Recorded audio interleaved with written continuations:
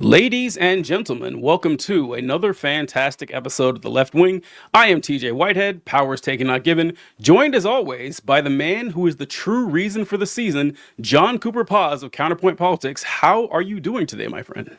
I'm doing good, TJ. I know we had a very depressing show on Tuesday, but I feel like I got it out of my system. I was kind of looking forward to this show today for a couple of reasons. I kind of like a lot of the topics we're talking about, but also a really wonderful new guest. We haven't had a new guest for a while, but we have Steve coming on from Facts Still Matter. Steve, how are we doing today?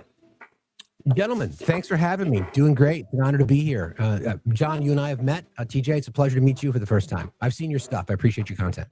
Oh, fantastic, Steve. I saw your handle there, Facts Still Matter. Are we sure about that, Steve? I am not convinced. I appreciate it, but I think you got your work cut out for you to convince me that facts actually do matter, because from what I'm seeing, it doesn't seem like that's the case in the world today, or at least in the United States. Well, I'm a glass half full kind of guy, so I will stick to that. How did you come about with these fascinate me, how people come to their usernames? Like, how did you end up picking that one? Like, what was the event that triggered that? Well, funny story. So I started on TikTok, I think 4 years ago. I do stand-up comedy as a hobby, and I thought this might be a great spot to kind of test drive it. And I worked in media for many, many years. I served in my state government a long time ago. And I was watching some TikTok live streams, and like, man, there is a lot of misinformation out there. Don't facts still matter anymore? I'm like, oh, that might be something. So there you go. That's the birth of Facts Still Matter, as they say. I do like that kind of stuff. By the way, I gotta say one more thing. Am I the only person on TikTok who does not do stand-up comedy? Is it just me? Every time I talk to someone who does this, every time we have a guest, it's like every other guest says, "Oh yeah, I'm a stand-up comic. I do this from time to time." Like, really? I've never done it once. John, you've done it, right? Yeah, I've done it.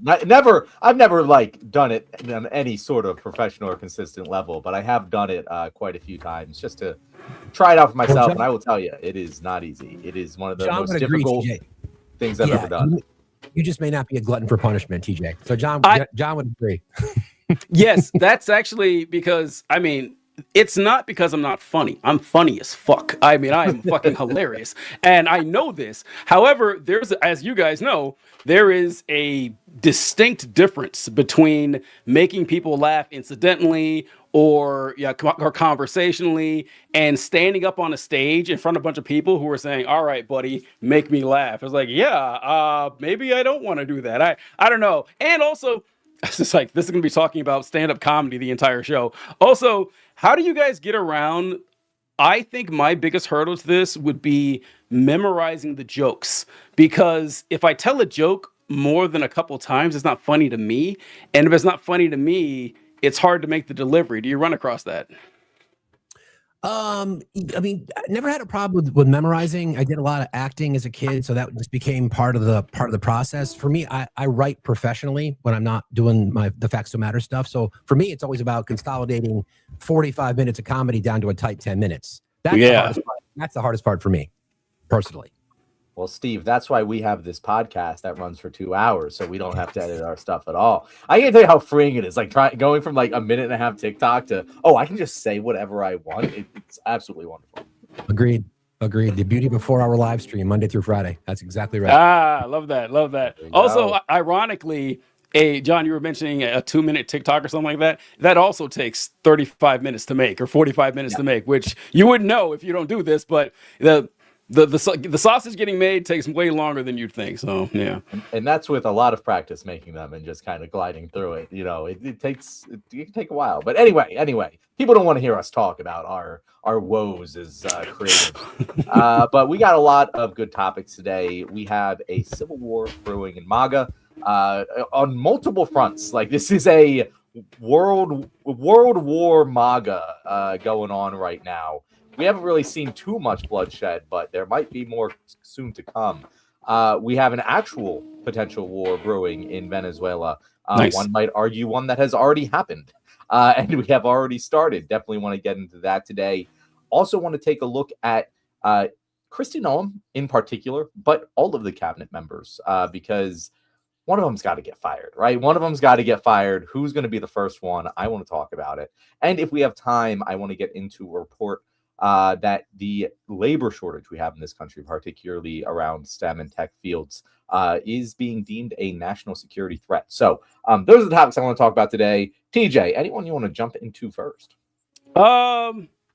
Let's see. I don't know, but how about we'll leave it to Steve. Steve, which one jumped out to you the most? Well, it's interesting because I saw your list, and thanks for sending it, John. I was thinking every single day, I'm like, who is going to be in the crosshairs of termination from the cabinet and or from the administration first? And it's almost like, it's roll the dice. One day it's going to be Pete Hegseth. His name shows up a lot. Then it's going to be Pam Bondi. I really think after today's performance on Capitol Hill, it's got to be Kristi Noem, because I think one of the things that Donald Trump, I'm sure you guys would agree, he does not like anybody that makes him look bad. Anything he can do to deflect away from that. I go back to the original Signal Gate when we first heard about it. It was sort of confined to the national security apparatus and the DOD, and then Mike Walls became the sacrificial lamb. They could just move him sort of just out of the way casually. We'll give you a different position in the administration. But Kristi Noem flat out lying today in that testimony, I think she's going to be the first to go. So first of all, I am curious to see if anyone ever goes. Like, I feel like we've passed the point with several of these guys that, clearly they're going to get fired, and no one has, like you mentioned Mike Walls, like, sure, like there's some buffer in there of people who can take the axe and be a scapegoat. But of the main cabinet members that we're seeing put on television every single day, like their job is to be TV personalities more than it is to be actual cabinet members. As long as they're doing that job, I think they're going to be safe. As long as they suck Trump's dick, do whatever he says, and appear well on national television. I will agree that Kristi Noem is near the top, and I do want to get into a lot of what she has today, but she is not my top choice for the first one to go. TJ, what do you think? Oh, I like how John teased his top choice. Oh, by the way, I have a tier list here, TJ. Okay. So, great. So once we finish this, we'll jump into the tier list. Okay. All right. So, though this isn't necessarily what this topic is, but it does run adjacent to my most hated type of news, which is the what if news. And I bring this up on the show all the time that you always hear, it's like we've heard it so much in the Trump administration, Elon Musk might do a video tour of the gold at Fort Knox. Dan Bongino is considering leaving his job at the FBI, and like Trump is considering a replacement for Kristi Noem. I don't know, who knows, anything like that. But I don't have Noem on top of my list either. Mine is still Pam Bondi. Pam Bondi is still on the top of my list simply because not only is she the only person in the Trump administration to rival him in the crimes per day category. She's the only one that comes close.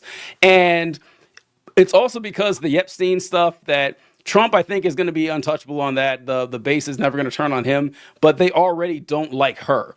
And I think that combined with the fact that she's already like breaking actual laws and that she's unpopular, if Trump actually stepped on a rake hard enough to actually cause some real damage, he'd cut her loose in a second. Pete Hegseth, like you guys mentioned, Pete Hegseth with the Signal Gate thing, they found someone else to let go. The Venezuela stuff and the war crime stuff, that's more of a comeback to haunt him maybe 10 years from now. I don't think it's going to really affect him too much while Trump is still in office and while he still is breathing oxygen. But yeah, and with incompetence, I don't think it's going to get them fired, because if it would, Sean Duffy would be gone with planes falling out of the sky. And his answer is, how about we do some pull-ups at the airport? Maybe that'll solve the problem, folks. You missed your flight. Things are going wrong all over the place. How about you just get all sweaty and dress well before, wear a tuxedo before you do the pull-ups at the airport too. At RFK, today there's a brand new measles outbreak I read about in South Carolina. There are hundreds of cases of measles. RFK still got his job. So I think they can fail over and over again. It's just to the point where something goes so catastrophically wrong that Trump needs to sacrifice somebody like he did with Signal Gate. And it could even be an underling there. John might be right. No one might go after all. So go ahead, Steve. I just going to say the Bondi thing, that it's neck and neck between those two. I just think Pam Bondi is so loyal And because of all the turmoil and because of the Epstein files and because of everything else connected to all these investigations, I feel like they better have somebody that can be just as loyal if they're going to let her go. Like, I feel like they can slide Glenn Youngkin in, because that's a name that's been mentioned to replace Kristi Noem at DHS. So it's got to be somebody that is super friggin' loyal that's going to replace Pam Bondi. That would be my only pushback on that. I think it's neck and neck between those two, though. I agree that coincidentally, the two women are going to be the closest to getting fired. Sure, that has nothing to do, as a total coincidence, has nothing to do with anything. Yeah, but I agree. Pam Bondi and Kristi Noem are the biggest ones. Kristi Noem, I originally sent this article over to Steve and was like, "Hey, her and Tom Homan are feuding, and Tom Homan is pushing to get her out." And Tom Homan, for me, like, he is pretty darn safe. That guy. He's just all reliable. He's not going anywhere. But Kristi Noem, that became irrelevant almost today after her testimony before Congress, which she left early. Did you guys see that she left her testimony early? Yeah. In order to go to a meeting which had already been canceled, and everyone knew it had been canceled, and they tried to subpoena her to bring her back. Did you guys see that? I didn't see that. No. Oh my God, it was wonderful. It was wonderful. I'm gonna, before I get into, actually, I'll stop sharing here for a minute because I want to also share her. This is just beautiful today. Her being questioned and being caught red-handed in the middle of a lie under oath. Which of course nothing is going to happen. This was Tuesday for her. As far as congressional hearings go, this is pretty entertaining television. Madam Secretary, how many United States military veterans have you deported? Sir, we have not deported U.S. citizens or military veterans. I don't believe you served in the military. I haven't either, but I think you and I can agree that as Americans, we owe everything to those who have served our country in uniform, particularly those who have served in combat. Do you agree with that? Sir, I believe that people that are in this United States that are citizens have legal status here. Madam Secretary, we are joined on Zoom by a gentleman named Se-Jun Park. He is a United States Army combat veteran who was shot twice while serving our country in Panama in 1989. Like many veterans, he struggled with PTSD and substance abuse after his service. He was arrested in the 1990s for some minor drug offenses, nothing serious. He never hurt anyone besides himself, and he's been clean and sober for 14 years. He is a combat veteran, a Purple Heart recipient. He has sacrificed more for this country than most people ever have. Earlier this year, you deported him to Korea, a country he hasn't lived in since he was 7 years old. Will you join me in thanking Mr. Park for his service to our country? I'm grateful for every single person that has served our country and follows our laws. Can you please tell Mr. Park why you deported him? Every one of them needs to be enforced. But you understand that many veterans struggle with PTSD, many veterans struggle with substance abuse challenges. This man took 2 bullets for our country. You have broad authority, by the way, as Secretary, to issue humanitarian parole, to do deferred action. Will you commit to at least looking at Mr. Park's case to see if you can help him find a pathway back to this country that he sacrificed so much for? I will absolutely look at his case, but I want you to remember that Madam Secretary, the man behind you, please stand up, sir. His name is Jim Brown from Troy, Missouri. He is a Navy combat veteran who served our country in the Gulf War. He's married to a woman named Donna, who came to our country legally from Ireland when she was 11 years old. She has lived here for 48 years. Because of you, Jim's wife, Donna, has been in prison for the last 4 months. She did not come here illegally, and she has never committed any crime other than writing 2 bad checks totaling $80 10 years ago. She is currently in prison and facing deportation. Ms. Noem, will you thank Mr. Brown for his service to our country? Thank you, Mr. Brown, for your service to our country. Now, what possible explanation can there be for locking up his wife for 4 months when she has committed no crime other than writing a couple of bad checks for $80?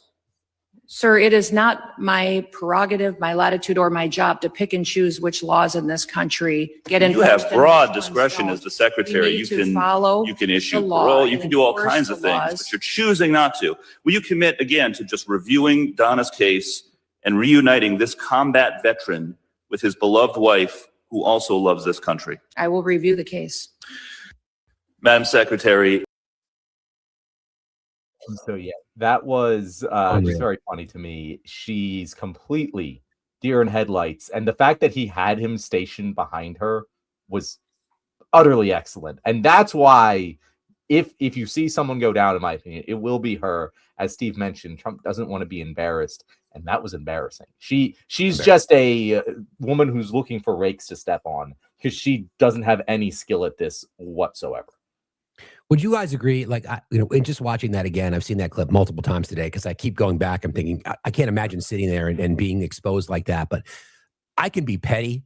That's like next level petty, the way that they did that by having the Zoom, by having the gentleman placed strategically behind her. Chef's kiss. Chef's kiss.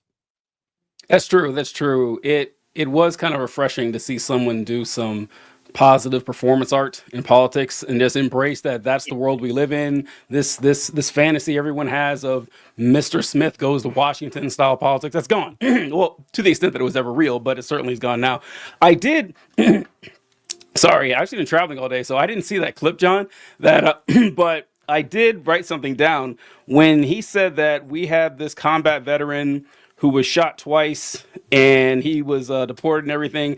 I don't know why she didn't just respond with, yeah, I like veterans who don't get shot. Well, why didn't she? That would have been perfect, right? I mean, she's not ready for, we've said this about Kristi Noem many times. She doesn't seem ready for the big leagues. I mean, she was the governor, but it was of South Dakota or something, the state, people, the population the size of like a small town or something like that. But yeah, she's like, yeah, I would have said, I like veterans who don't get shot. Get this drug-addled, shitty soldier out of here. That's the only way to get out of that. And it would work, too. It would work. So, yeah, maybe Kristi Noem's on thinner ice than I thought because she is losing the feel and the gut instincts of MAGA, if she ever had them at all. But TJ, she made a great ad. She made a really great ad. Wait, which one? The one that her friends of a friend of a friend got a lot of money for, the ad that wasn't farmed out for bid. Her on horseback. Yeah. Rushmore behind her. John and I did a segment a long time ago, like mid last year or something. She went to a dentist or an orthodontist for veneers or something like that. Mm-hmm. And she did a bunch of ads on, like, while she was still governor, she was doing ads for this orthodontist in Texas. It wasn't even in her state. And John and I were, because we were saying, we could maybe understand, hey, if you're promoting a South Dakota business or something. No, she went out of state to get her teeth fixed and was like doing several ads on Twitter. It's a weird individual, this Kristi Noem. She probably went to Mexico and didn't want to admit it, actually. Oh, I like that. That's a good one. That's a good one. So Kristi Noem definitely in the danger zone. I liked the point that was brought up earlier. She's much easier to replace than Pam Bondi because Donald Trump could get his own personal lawyer to step in for the fired Virginia DA. And I can't imagine anyone actually wants Pam Bondi's job right now, given the amount of illegal things she is required to do on a daily basis. So she's probably sticking in there until she's in jail. Like, I can't imagine anyone else is going to want to step in and do her job. John, if you would... Oh, sorry. Go ahead, Steve. Go, please. I was going to say, is she scheduled to appear as well? I have not seen that. Do we know if she's coming before Congress in the near future?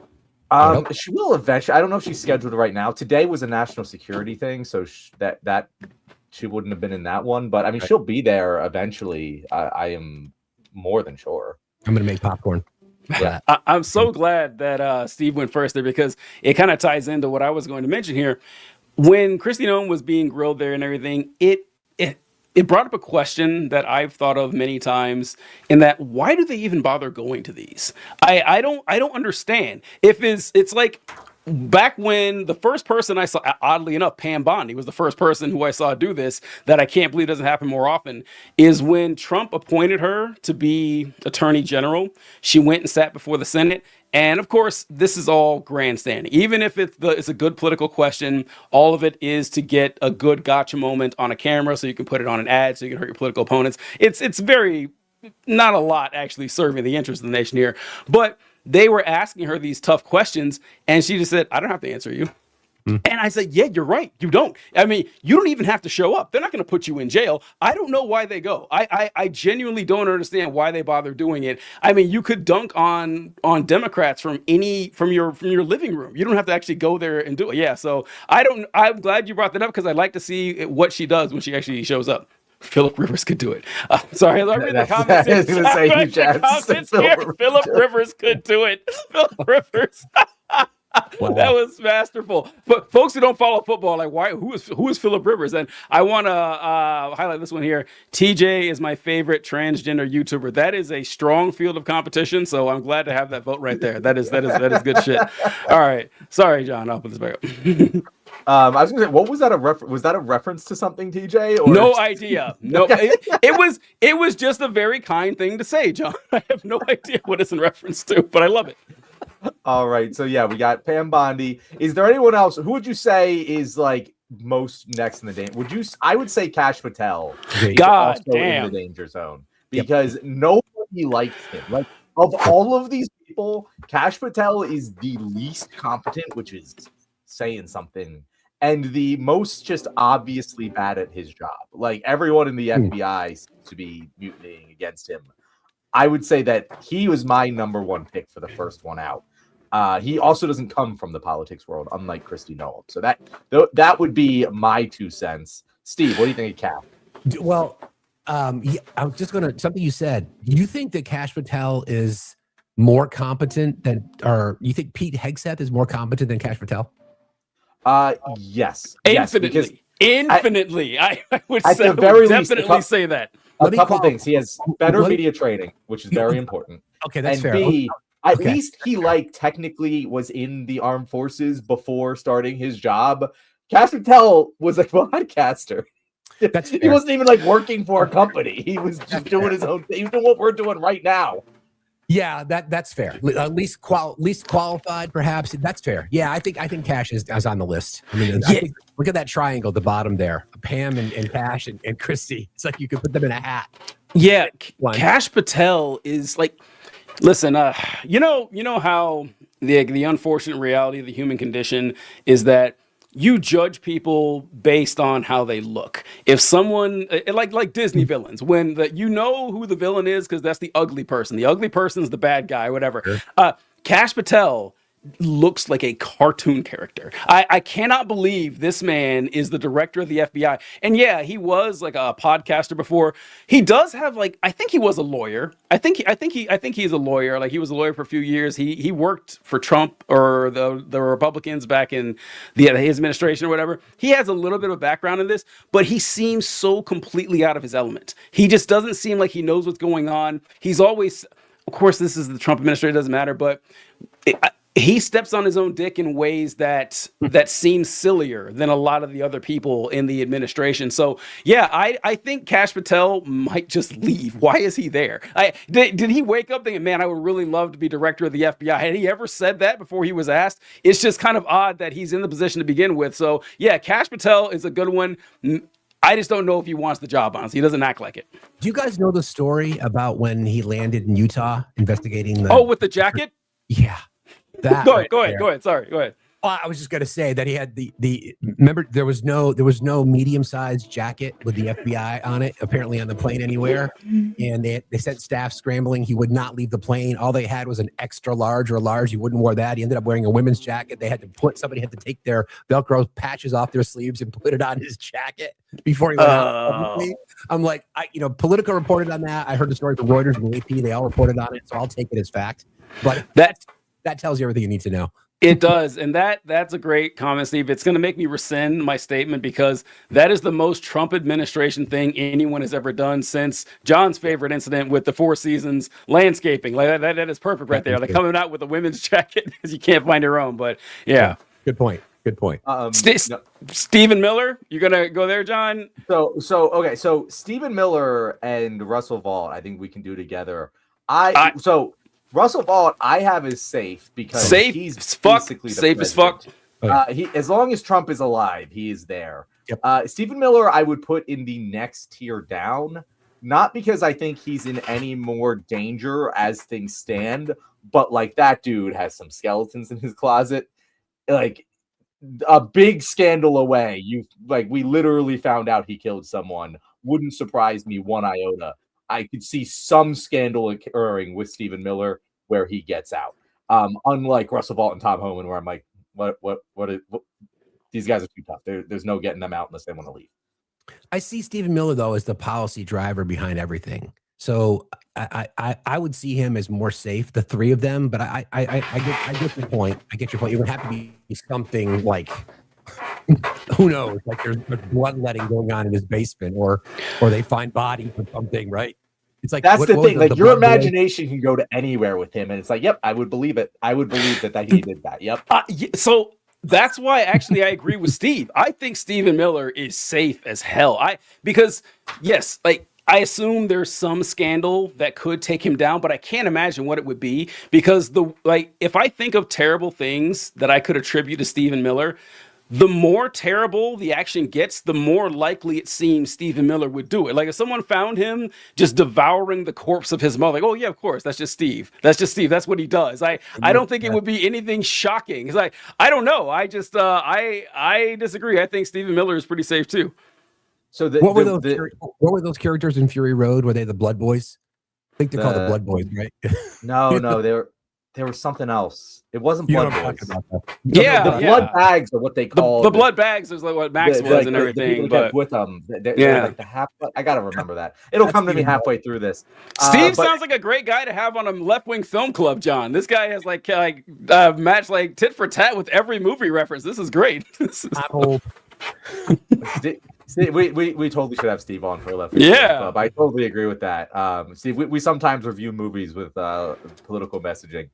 We call it Left Wing Film Club, but I think you would be down for that. The reason I put Steve, because he is a policy guy, but he's just small Russell Vaught in my mind. Like, there's no reason for him to exist other than that Russell Vaught wants him there, and I imagine he wants him there as a scapegoat in case things go wrong. I cannot put him on the same level as Russell Vaught. Hard disagree, John. Really? Yeah. You think he has a function? Yes, I think he functions as a mouthpiece, and one of the most effective, but one of the most tenacious, one of the most fearless and adapt. He's he no shame. Remember when he's bald and he painted hair on his head, like high definition cameras wouldn't catch that. What?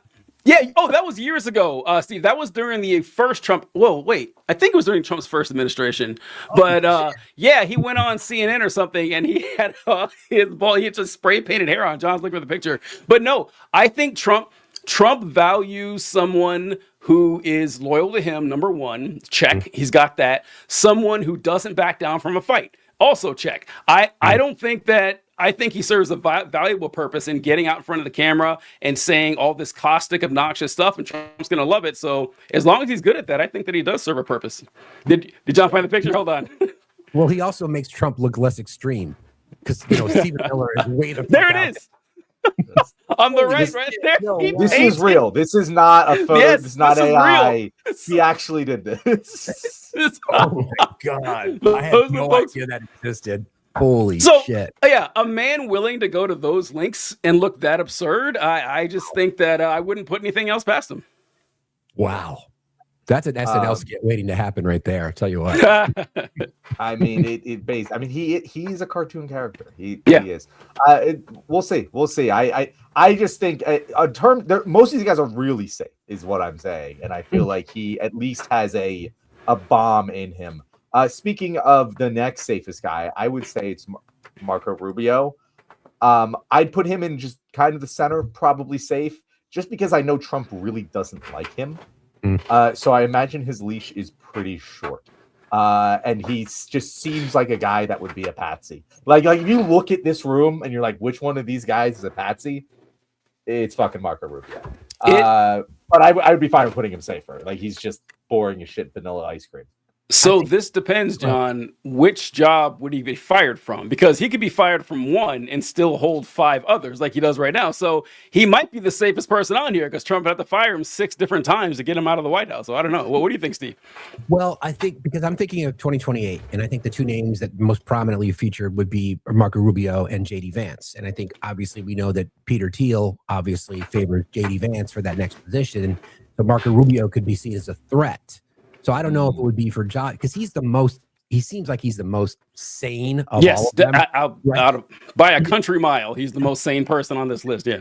Yeah, but he might lose his job for other reasons other than the incompetence. I mean, from a political strategy perspective, thinking ahead. Yeah, I'd put him in the probably safe. They'd have to run it by Peter Thiel, see what he says before they make the decision. If he's smart, he'll leave, right? Like you would think, if I was Marco Rubio right now, I would be planning an exit like quick as hell. I mean, I would be out of there by the summer, I'd imagine. There's no way he's not thinking it because, yeah, you're right that obviously the Republicans are going to go with Vance next unless something catastrophic happens. Like their plan is, okay, after Trump, we're going to go with Vance.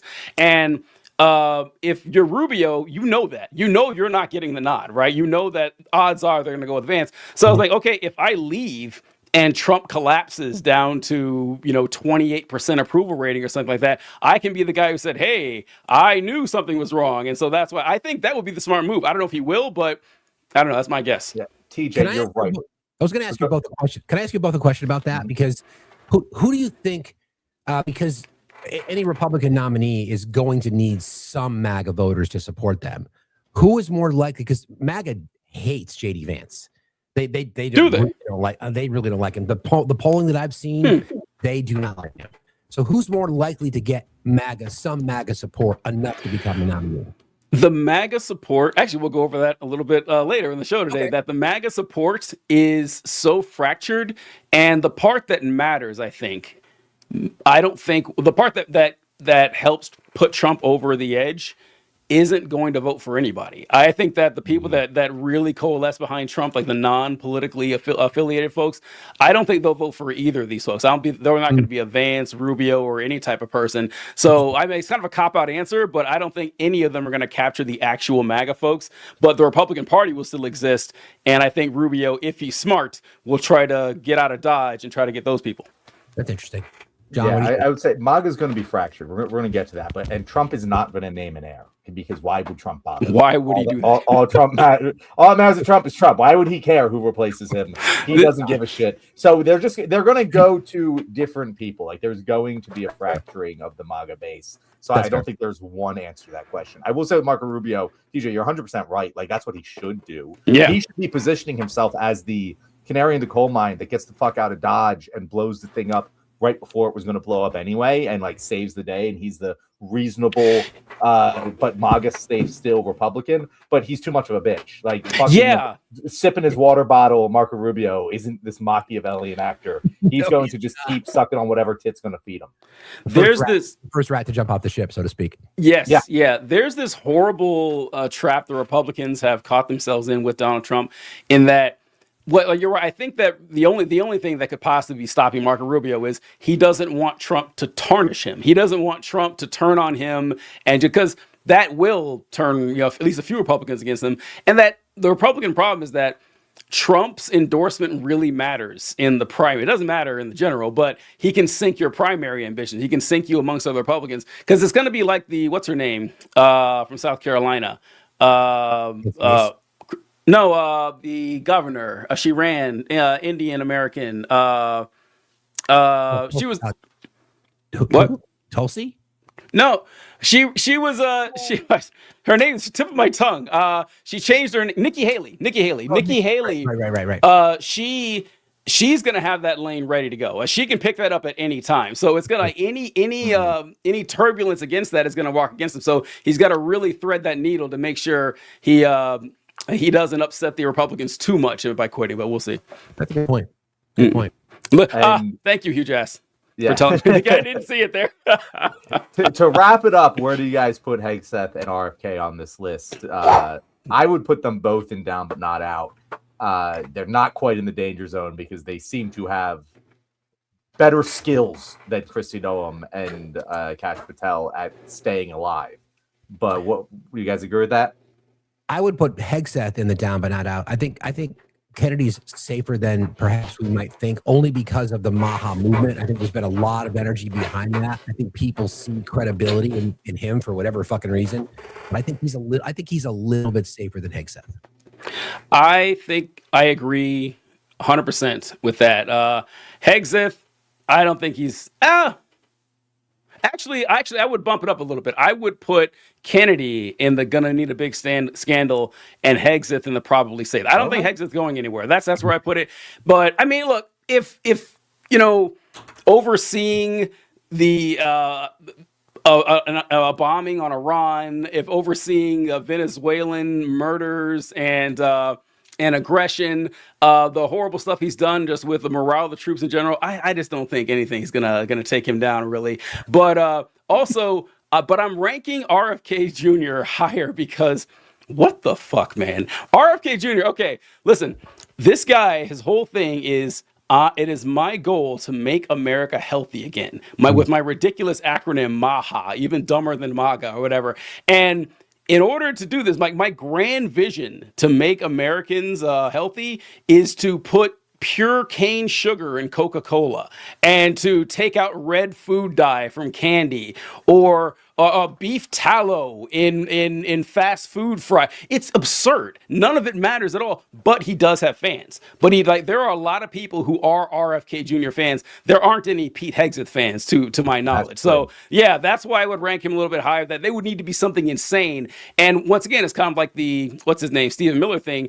You tell me a crazy thing that happened with this guy had a worm in his brain. This guy's wife committed suicide when she found out that he cheated on her 38 times and had a journal written about. I mean, he had the head of a dead whale tied to the top of his van. He went swimming in look, he is the only invincible Kennedy. That's what we found out. Like, he is the one Kennedy that you actually cannot take down. The rest of them go down real easy. But RFK Jr., that guy, he's Superman essentially. So yeah, I'm putting him right there. I think he's pretty good. Yeah, and don't forget, what's a little felching between friends? What's a little felching between exactly? I think you've definitely convinced me he's up there. The thing I was thinking about with RFK was that he has bigger guns pointed at him than anyone else. Like the amount of anger he gets from actual politicians that want him out is intense relative to, say, Kash Patel, who no one really gives a shit about. No, you can't get that angry at Kash Patel. Pete Hegseth you can get angry at,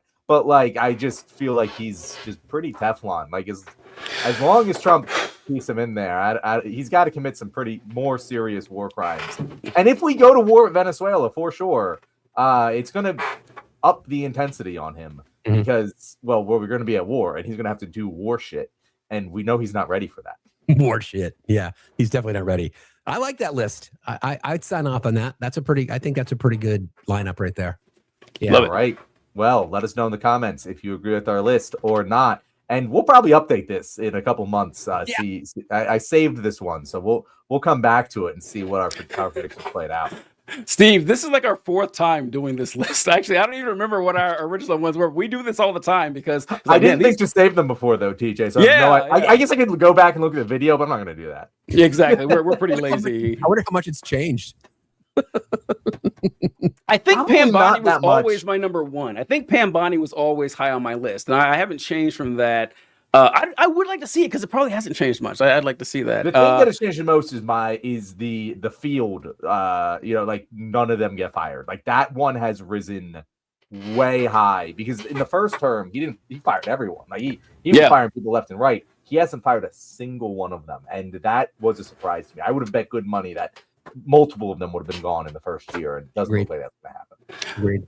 I see a comment here from Glizzy Goblin saying, everyone stop talking about the Epstein files and the list. Maybe all this BS is exactly what they want us talking about or thinking about. I guess. I guess it depends. Okay, you know what, Steve? We'll ask you. So this is something we talk about on the show with the Epstein thing. I'm of the opinion that the Epstein thing isn't going to we're never going to see it. I don't think we'll ever see the list. And I think that people kind of got riled up and they wanted something to get behind, and more people talked about it. And I think they said, hey, we're going to pass this. We're going to do it. Wink, wink, nod. And It's never going to happen. I don't see another uprising like that happening again. And Trump can put this off as long as he wants. He can say, oh, this is under investigation. Actually, I haven't even heard his reason. I heard him saying that Pam Bondi will be releasing stuff, but nothing happened. I think that this will die down. I don't think this is some conspiracy, Glizzy. I think that that's just how the news cycle works. What do you think, Steve? I don't think so, only because of the fact that there's been so much attention on it, and we're hearing more and more from survivors, and because the Oversight Committee is getting more information from the Epstein estate, and I think there's more than one copy of information. So I think it would not come out through the channels that we might expect and that it should, meaning that, the Transparency Act gets signed into law. I think December 19th is the date the DOJ, based on the law, is supposed to release information, but they're not the only ones that are in possession of this information. I think you're going to see more and more things start to leak. Okay. So that's where you might get more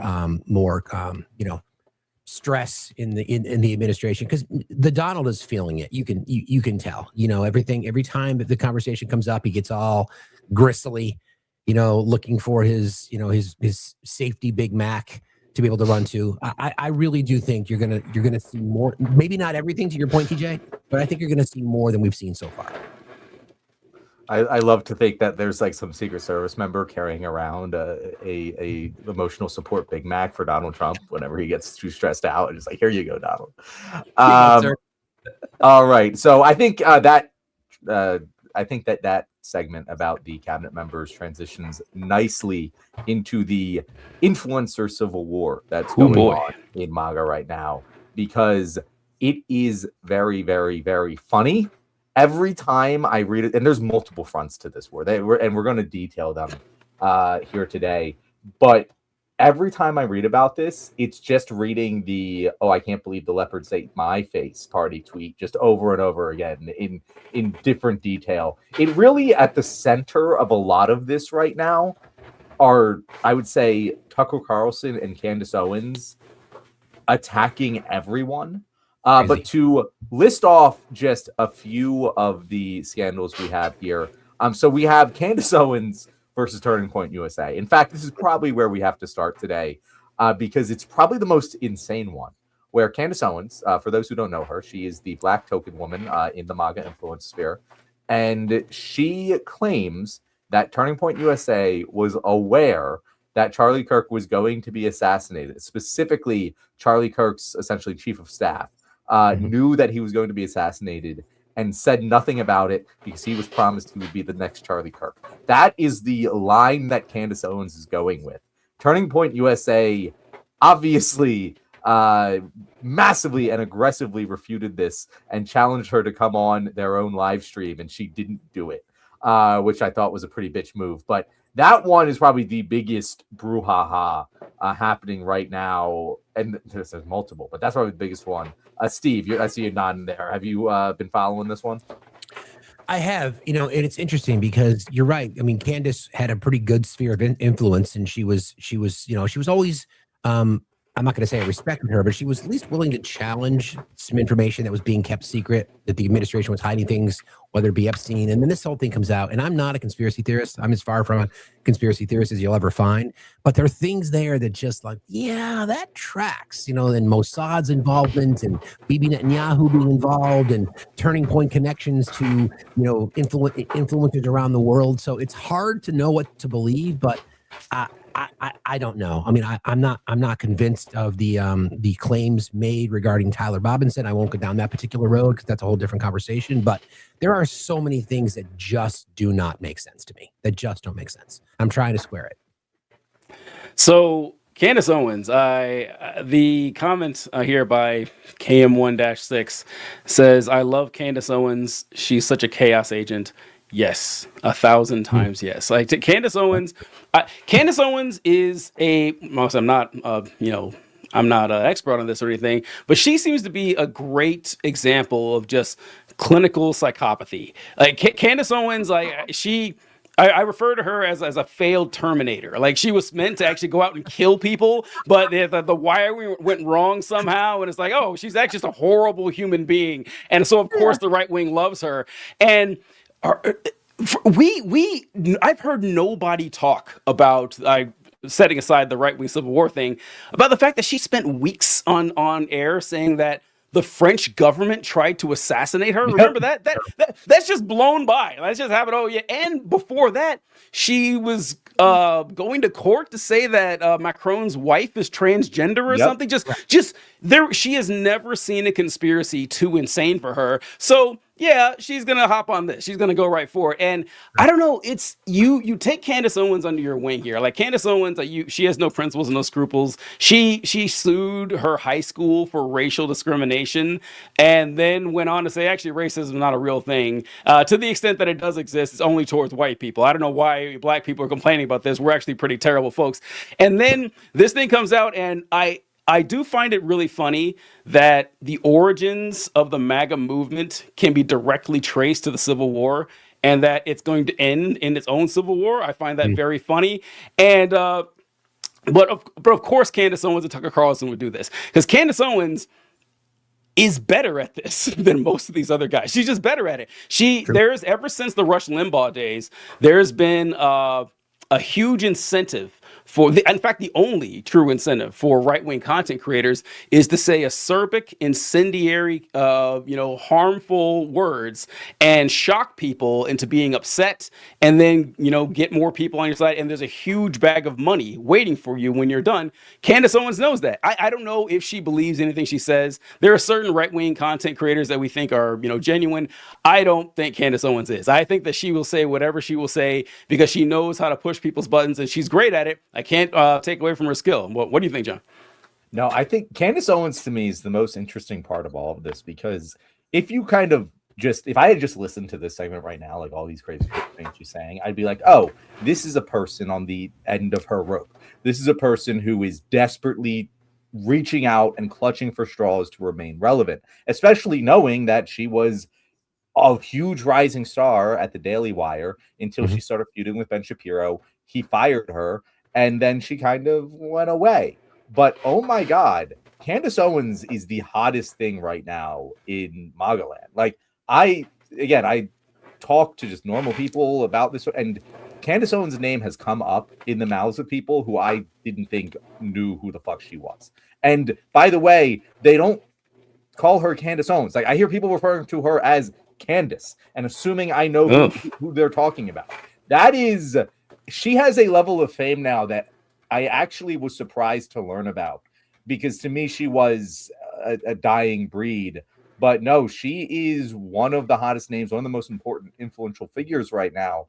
And her going to war with Turning Point, which was previously the largest, when Charlie Kirk was there, the largest influence network. And her just deciding, I'm going to go to war with them. I'm going to go to war with Daily Wire. I'm going to go to war with Turning Point. I'm going to go to war with everyone. And it's fucking working. I don't know how long this shtick can last. Also go to war with the president of France. Like she's just going to war with everyone. Doesn't matter. Anyone can get these hands, is what Candace Owens is saying. And can't deny it's entertaining. And it's working for her, which is the crazy part. I think you're right, John. It's like, what's the end game for her, though, right? Because she's fracturing all these potential relationships she's had. She's not really liked anywhere except for her own fans. But those fans come from all communities. There's Groypers connected to it. There's MAGA. There's America First. Like she's got fans across the board. So is this a new movement for her? Does she reinvent herself as the leader of a post MAGA world? A post-America First world. Maybe she and Marjorie Taylor Greene become a power couple, so to speak. Who the fuck knows? Yeah, I mean, from what I'm seeing, I think Candace Owens is winning. Candace Owens, like she reminds me. There's a Norm Macdonald joke I remember hearing a long time ago where he says, back in the early 1900s, you had this country of Germany, and they decided to go to war. And as their opponent, they chose the world. That was they had chose to fight the world. And the crazy thing is, they almost won. And then they did it again 30 years later. That's what Candace Owens seems like to me. Like she doesn't seem to need allies. She's just going out there, like John said, she went against publicly against Ben Shapiro at the time, who had way more power in the conservative media than he does now. Now, Charlie Kirk's death is like, when the comedian died in The Watchmen, and now everyone's just scrambling. There's this horrible chain of events. And so she's like, yeah, I'm going to go against his wife. I would have never guessed that. I gotta say, I would have never guessed that. Like, making fun of Charlie Kirk's wife is our job. And Candace Owens comes in and is like, no, actually, I'm gonna get up. I want me some of this. And so she's on there, she's calling, she's essentially saying she had her husband murdered. I don't even say that. And Candace is like, yeah, I'm gonna go ahead and say this. She said there was an assassination attempt against her life. She claimed that someone tried to kill her. Yes. Yeah. And so I wish I'd make excuses, but I wanted to find this clip for the show. I couldn't get it back in time, but there was a debate, not a debate, but a discussion between Tim Pool and Milo Yiannopoulos, who's still alive, I guess. Milo Yiannopoulos and Tim Pool. And Milo was telling us, like, the MAGA is on Candace's side. Like, a lot of people, like Tim Pool mentioned he'd lost thousands of followers since speaking out against Candace Owens. I don't think that's going to stop anytime soon. I think that when you cultivate like, what is MAGA? Like we talked about before, it's this loose confederation of, flat earthers and red pillars and conspiracy theorists, white nationalists, just this hodgepodge that doesn't really belong together. They are going to gravitate toward the craziest, most toxic person. And Candace Owens does it better than anyone. And she has the added benefit that she's good at it.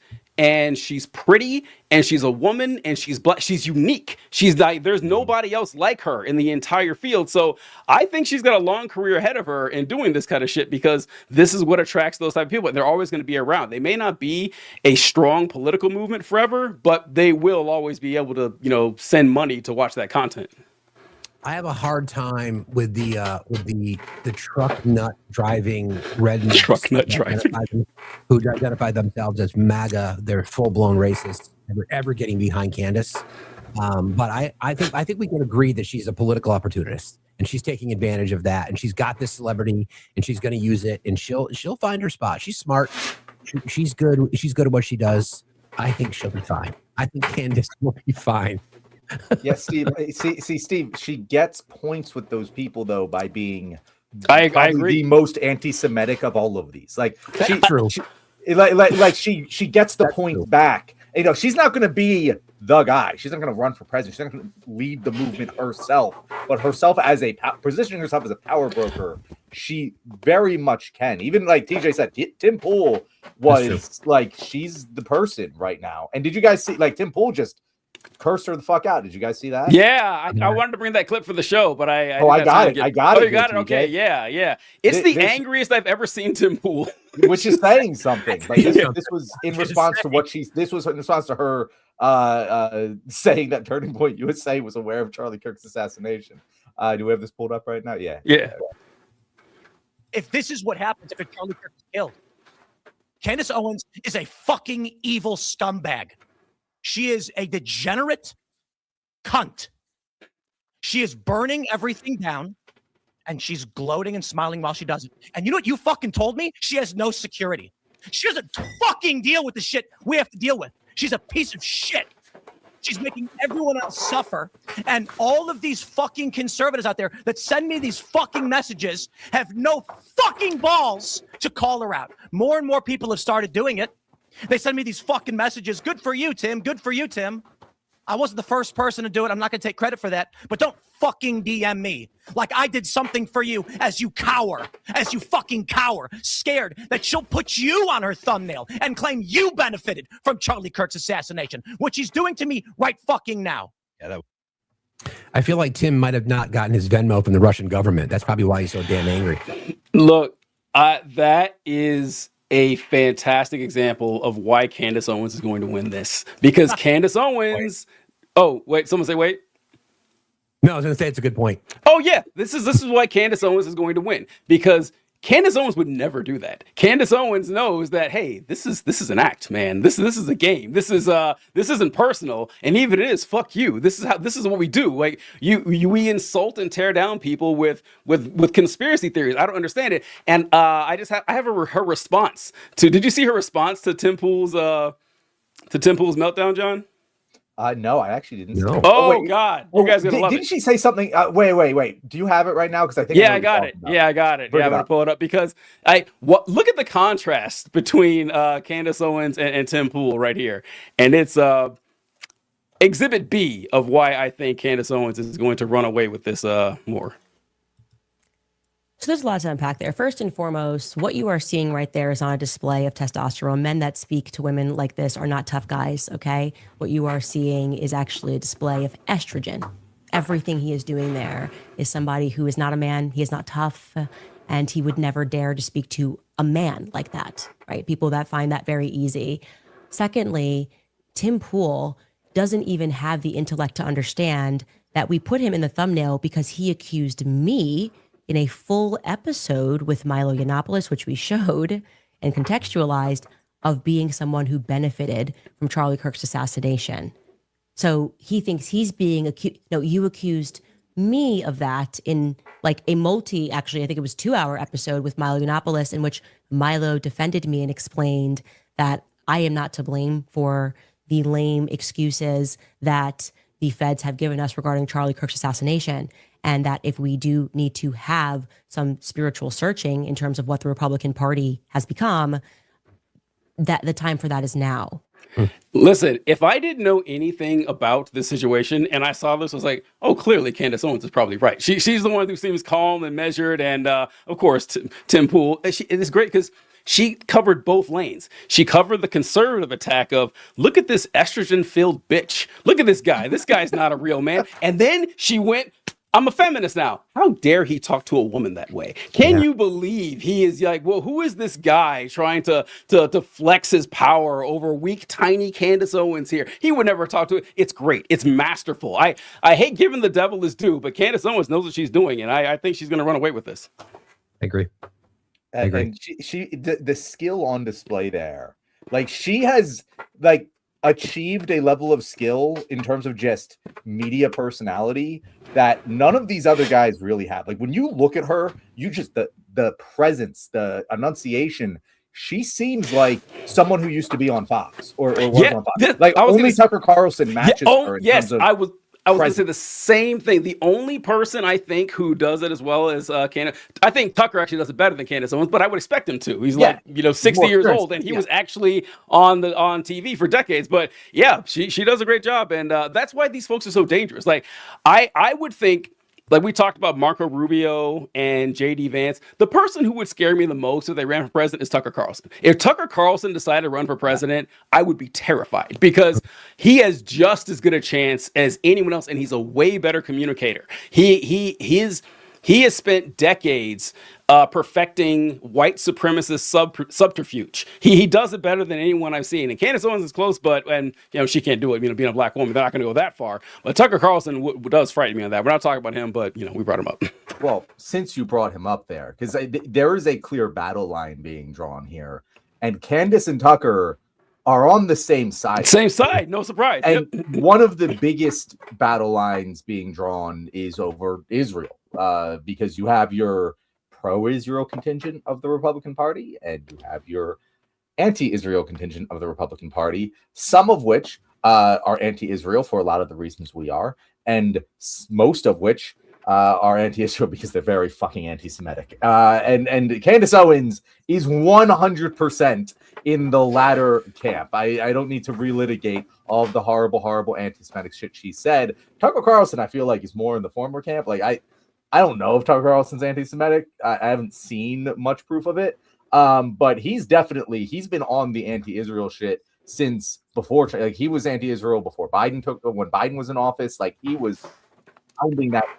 Tucker Carlson, I actually think, is very, very dangerous. Like you're right. He has actual connections. He has the communication chops. He is actually pretty smart. Tim Pool. He does have some sort of brain in between those ears of his, but like he was persona non grata. He was cooed. He was taken out for Fox. He had everyone taken from him. I thought he was gonna just retire into obscurity.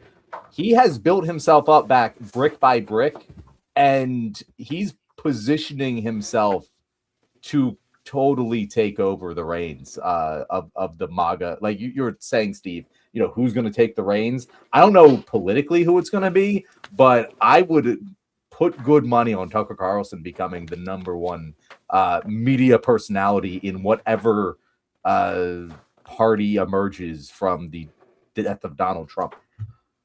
You bring up a really good point, because there's never really been vocal leadership in the anti-Israel section of the MAGA movement.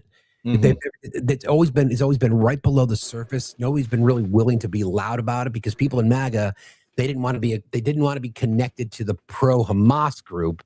So anti-Israel became pro-Hamas. They wouldn't go that far, right? So you're right about Tucker and Candace have clearly they've cleared the field. Right, they have this lane. It's theirs. It belongs to them. I think you're right. I don't see Tucker as someone even wanting the presidency. I think he'd be more like a Stephen Miller kind of person, someone who's behind the scenes, setting policy, galvanizing support, using his connections, using his resources. He's really dangerous. So, Steve, I would say, like, I can see him being a kingmaker. But if I'm Tucker Carlson, I'm sitting there going, who the fuck am I going to make king who's going to do a better job than me? Like genuinely, I don't see anyone with a larger presence in the fucking right wing of the entire political sphere right now as Tucker Carlson. Like, he's the guy if he wants it. That's a good point. Tucker Carlson's going to pull a Dick Cheney. John, I don't know if you remember this, but back when George W. Bush ran for president, he started a committee to look for a vice presidential candidate, and he appointed Dick Cheney to vet all these recommendations for his vice president. And he says, yeah, George, I don't think it would work out. How about you just pick me? And I think that's a Tucker Carlson. Yeah, you're right. If I were to, especially after Trump, because Tucker Carlson, rather famously, in the texts that were leaked when Fox was being sued by Dominion, he said, I think Donald Trump is a demon. I think he is a destructive force on the United States. I'm so glad he's going to be taken out of power. So, the whole kingmaker thing is like, well, I don't know. It might end up with another Trump. So I don't know how that's going to go. We were talking about the fact that there were people like, we didn't even mention like Kanye West. When Candace Owens came out, she was like vociferously defending Kanye West, who started his whole thing by putting out a tweet saying, tomorrow morning, I'm going DEFCON 3 on all Jewish people. Not Israel, not Netanyahu's policy, just explicitly saying I'm going DEFCON 3 on all Jewish people. And she say, listen, it's not fair to call him anti-Semitic because he did this. Like, whoa, boy, how good of friends are you with Kanye West? Like, there's no defending that. And she stuck by him the whole time, which was her beef with Ben Shapiro. And we didn't even talk about Ben Shapiro and how he's getting caught in this crossfire here. He's going to be the first to go. And Ben Shapiro, he's one of the people we mentioned that I think Ben Shapiro actually does have principles. I think they're insane. I think that they bend. He was always an anti-Trump guy, but when it was clear, Trump was going to win, he's like, okay, well, I guess I got to defend Trump now. I don't think he's ever really liked Trump, but I think that in his heart of hearts, like he says that I don't think men should wear a dress. He thinks it's a sin. He thinks it's a crime against God. I don't think he's performing when he does that. And I think that he's willing to accept anti-Semitism. He's not willing to accept anti-Israel stuff. That's kind of where he drew the line there. But someone else we haven't mentioned, who's also a big figure in the right-wing podcasting group, Nick Fuentes. And this guy went on Piers Morgan's show. We talked about it on Tuesday. This is one of the clips of Piers Morgan doing something that would have worked 10, 15, certainly 20 years ago, where you try to get a right-winger to admit their crazy views. And I don't know about you guys. I don't think this is a successful tactic, but let's see what happens. You think Hitler was very fucking cool? Yes, I do. One of them. And I'm tired of pretending he's not. Well, to be honest, this is the problem, you see. It's a bit like when you just say, I'm a racist. You're a racist who thinks Hitler's cool, but you're not anti-Semitic. If you're a Jewish person watching this. And that's one. I have one more here. Where is it? Damn. Here we go. Jews. Okay, here's another one here. This is where you talk about Jews, women, and blacks. Let's just take a listen. They're always coming up with, no, it's not the Jews. No, it's not women. No, it's not blacks. It's actually really complicated. No, it fucking isn't at all. Jews are running society. Women need to shut the fuck up. Blacks need to be imprisoned for the most part. and we would live in paradise. It's that simple. Okay. Would you like to clarify what you meant there? That's all true. That's 100% true. Everything I said in that clip is true. Including that blacks need to be imprisoned for the most part. Yeah. All right, here's my question to Piers Morgan. If you had multiple clips of a guy saying, yeah, I'm racist, yes, I'm a sexist, I'm a homophobe, I'm a misogynist, all that, why would you think he's going to be embarrassed by that? I'm sure you guys caught it. Like when he's playing the clip, he said, yeah, black people need to all be in jail. The clip ends, you see him nodding. And Piers Morgan's like, I got him now. You believe everything you say there? Of course he fucking does. This isn't going to work anymore. You need to do better than relying on your idea that, well, everyone just kind of agrees that racism is bad. You can't do that anymore. I wish that were the case, but it's not. And you should certainly know it by now in 2025 that Nick Fuentes had dinner with the president of the United States. Like he and Kanye West at the same time. And like he is a popular figure on the right. He isn't a fringe guy like he was 5 years ago or something, or a person that very few people had heard of. He has a significant following, and is an actual representative of what a giant portion of the right wing actually believes. And people need to stop pretending that that's not the case, or that you can kind of burn people into admitting that they're racist and that's going to do anything, because yeah, they will gladly tell you to your face. One of the things I talk a lot about on my show is about the right-wing social media ecosphere. Wired magazine a few years ago did an amazing story about that, and they used like word clouds and thought bubbles, and they compared the right with circles compared to the left. And there was no, it was Tucker, it was Andrew Tate, it was Ben Shapiro, it was all these names that we know. And my concern is that this behavior and this rhetoric has just become normalized. We have to talk about it because it's the threat. It's what we see. It's the concern we all have as parents and whatever else, but it's become normalized. Like Piers Morgan, people know who Piers Morgan is. They bring this guy on his show, and to your point, DJ, unapologetically racist, unapologetically anti-Semitic and hateful, and it's just becoming too normal. And that makes me nervous, to be honest. There's gonna be a lot of recovery from this chapter in our nation's history. There's I would genuinely believe that Piers Morgan, when he brought Nick Fuentes on his show, really, really thought he was going to beat the shit out of Nick Fuentes and put him in his place. I bet you that he thought he was, policing the right by bringing him on his show. And oh my God, you can just see from that clip how incredibly unprepared he was for the reality that he helped create. Like that's the thing that has me laughing all the way home with all of this is, Pierce, you did this, bro. This is the world of your creation. Don't sit there and be all high and mighty and pretend like you didn't do this. He's doing the same thing you did, and he's just saying the quiet parts out loud. And same thing with Ben Shapiro. He did the same fucking thing when Tucker Carlson platformed Nick Fuentes and was like, how dare you platform this clearly anti-Semitic Nazi love? He's like, bro, this is the bed you guys made. You guys didn't have a problem with this when all of the Nazis were quietly following you and doing as they were told. And now you suddenly have a problem that they're saying the quiet part out loud. Don't sit here and pretend that you didn't notice. We've been telling you this for fucking years now.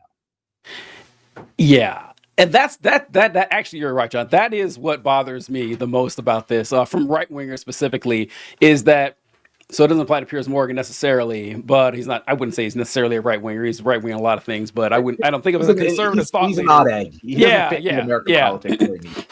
Yeah. But they have the temerity to act shocked and surprised that there's a healthy movement of Nazis and fascists, all after years of pretending that people that said, oh, all these criticisms you have against us, you guys call everything racist. What are you talking about here? What are you talking about? Sorry, John's wife in the background. That was funny. she does it sometimes, but yeah. So, and something I bring up on the show, like for Ben Shapiro specifically, who who has never met a racist argument he didn't like until it applied to him, right? Like that's the first time the only time that because people used to do this a lot when you talk about the crimes and the genocides of the Israeli government and everything, and they say it's not right for you to criticize the Israeli government because of the historic persecution that Jewish people have suffered over the years and after World War II and everything. And no one denies that. I mean, I certainly don't. I certainly don't deny that Jewish people have been, historic. A lot of people do deny it, TJ. Let's be clear. That's why I said, yeah. That's why I changed as nobody. Yeah, that's not true. But but even so, past persecution does not absolve you from present crimes. And you know how I know the right wing knows this? Because they say it about black people all the time. Every time you say that there's hey, listen, and in a correct way that, well, black people in the United States have been, systemically disenfranchised, and we're like, I don't give a shit. I don't give a shit what happened back then. It only seems to matter when you're talking about what Israel does. But yeah, their idea that you can just, Piers Morgan, that you can embarrass these people and thinking that, oh, I'm going to ask him if he's racist and he's going to dance around it. I'm going to catch him. He's going to try to qualify his words, which is why, John, remember this, back when Elon Musk did the Nazi salute, a lot of liberals, I saw them making videos and stuff saying, hey, if you don't think that was a Nazi salute, how about you do it now? How about you do it for the camera? No, don't do that. They will. Like, I don't think it is outside the bounds of possibility. I don't think it's unlikely that they will just start doing this at Trump rallies and saying, oh, look, we're triggering all the libs. Isn't this funny? After watching Nick Fuentes and knowing how popular he is with the right wing, I see no reason to believe something like that won't happen in the next couple of years. Agreed. Yeah, and that's a lot of recovery for our society. I'm so tired of the cruelty and just the hatred towards people. I'm 58, got 3 kids, and trying to raise people just to show a little empathy and a little bit of kindness and a little bit of respect towards other people, just to be fucking human. And it's just I struggle. I mean, Piers Morgan is performative. Piers will go wherever he can get clicks. Right? He's a chameleon. He'll just adapt depending on his audience is. But I think you guys call it out, and he should have known what he was going to get with Nick Fuentes. He should have known better. Exactly, he should have known better. If you don't want to be associated with that, then don't bring him on your fucking show because you know exactly what he's going to say, right? What do you think? John and I go through cycles of doomerism every now and again. We had one on Tuesday where we just said, all is lost. It's the book of Ecclesiastes up in here. And we just start talking about what life must be like for a high schooler today. I can't imagine it.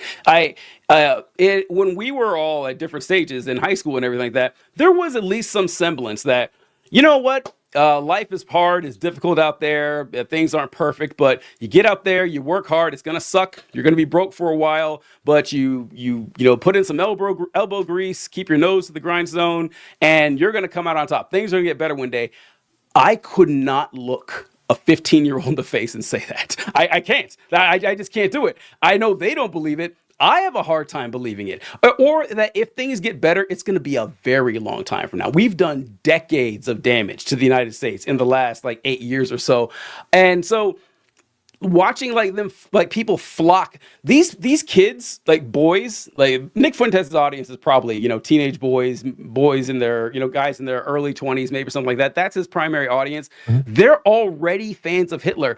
And I don't know if you guys know this listening, but men do not usually get less conservative with age. That's not usually how this works. They tend to get worse. So I'm looking at this guy is a huge fan of Hitler, has millions of followers in the upper echelons of the conservative movement, of the 2 major parties in the United States. Things look pretty bad. What do you do to tell yourself that, oh yeah, maybe we can get something done here? Yeah, I've done some shows. In fact, I'm doing one tomorrow night about red pilling. And red pilling and black pilling. And that's kind of what you're talking about how easy it is. It's the aggrieved youth. They talk about, I think, first of all, the male loneliness epidemic, I think, is bullshit. To be honest, I think it's just contrived to try to create men as victims. But I think you're right. They're targeting. The gap is getting wider and wider. Women are becoming more and more liberal at a much faster rate than men are becoming more conservative. But the gap is getting wider and wider. And it's going to take a lot of parenting. I don't know if you guys have kids. I'm obviously quite a bit older than you, just a couple years older than you guys. Anyway, A couple years older than TJ. Well, wait, that's actually another one of our favorite topics is red pill stuff. That is, yeah. Listen, Steve is like a member of the show. I knew Steve would be good. Like the moment I heard him open his mouth, I was like, I gotta message that guy and get him on the show. Thanks. But you know, but you guys see it, right? And this is what what Fuentes does, and Charlie Kirk was. I mean, Charlie Kirk was really, really good at what he did. And I don't think there's ever been an acknowledgement from the left about that enough. I know that there's opposition groups out there, whether it be the Unfuck America group or there are groups in opposition, but they're not who he was. And he pulled a massive fucking audience.